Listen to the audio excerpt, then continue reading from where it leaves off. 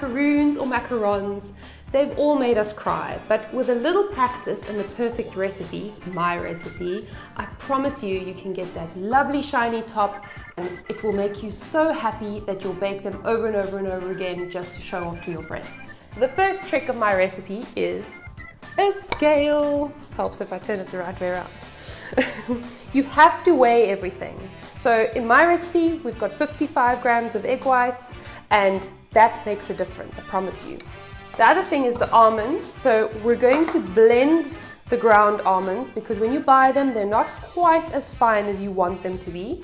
And we're going to grind them with the Natura Demerara icing sugar because that stops it from turning into nut butter, which we don't want this time. So I've got 150 grams of ground almonds and 150 grams of the Demerara icing sugar, which is a little bit more unrefined than normal icing sugar, so it has a lot more flavor.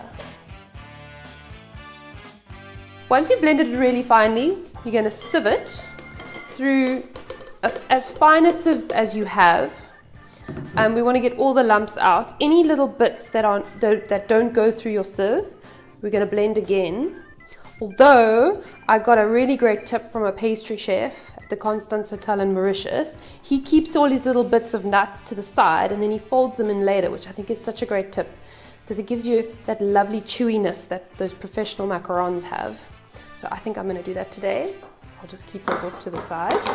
Now we're going to add our egg whites. So this is 55 grams of egg whites, just normal egg whites at room temperature.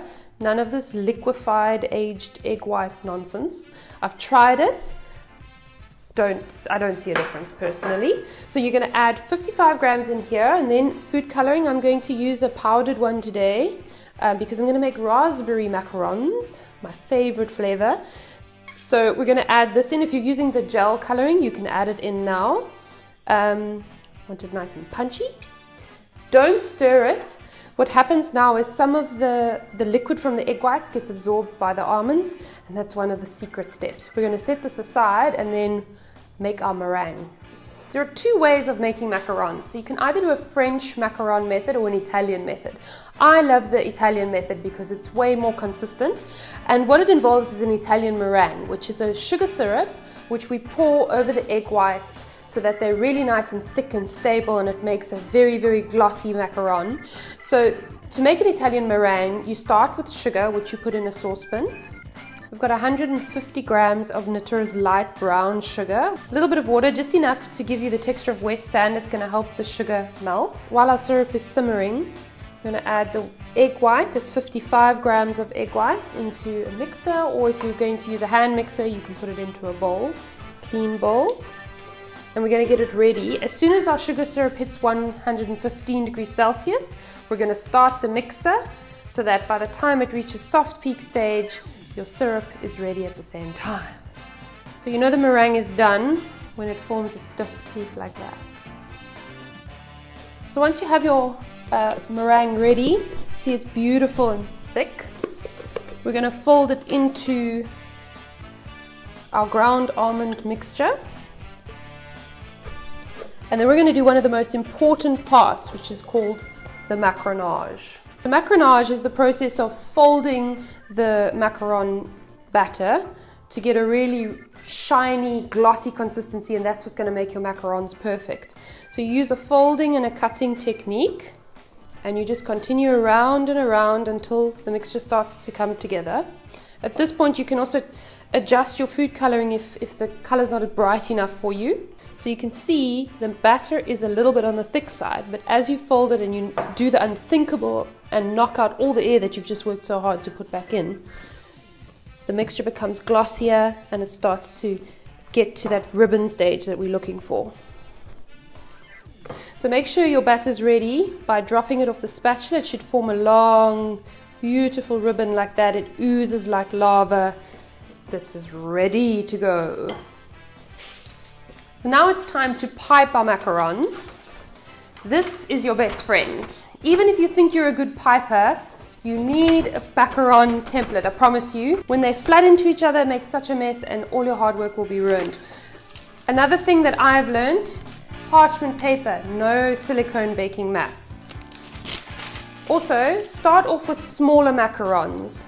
They're easier and they make feet easier than the bigger ones. So don't go bigger, sometimes isn't better when it comes to macarons. Start with the small ones and then go bigger.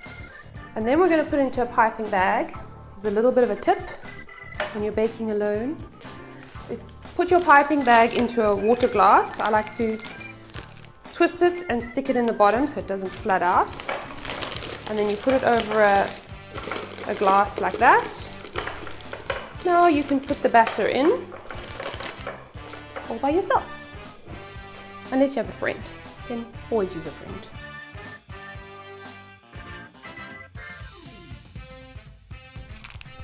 Okay, now we're ready to pipe.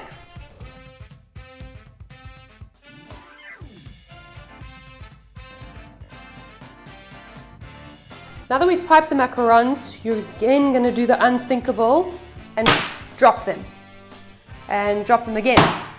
And one more time. So this breaks up all the little air bubbles to give you that beautiful, smooth, glossy, shiny finish. Now we're going to leave them at room temperature. With the magic of television, they're ready! So if you touch them with your finger, like that, gently, they have a little skin, they're shiny. That means they're ready to be baked. I have my oven preheated to 150 degrees. You put your oven rack just below middle. So not in the middle, just below middle. And we're going to bake them for about 12 to 13 minutes. It's very precise, but I promise you it will be right. Off to bake them. Look how beautiful these macarons are. I have made them 1,000 times, but when they make their little feet, I get so happy. It makes me so happy. So feel free to do a happy dance, because if you can get them looking like this, well done you. Now we're going to fill them with some white chocolate ganache. And I've got some raspberry jam because I like to cheat. Because if you've managed to do this, you've earned the right to cheat. The white chocolate ganache is made with 1 part cream to 1 part white chocolate. Good white chocolate. Get the good stuff. Because if you've gone to all the effort of making your macarons, they deserve the good stuff. Wait, what am I doing? What's the point? I'm going to eat it now anyway. The thing about macarons is you should actually wait a day for them to absorb the flavors of the filling and they get all deliciously chewy. But who's got time for that? The white chocolate ganache is made with 1-to-1, what is it?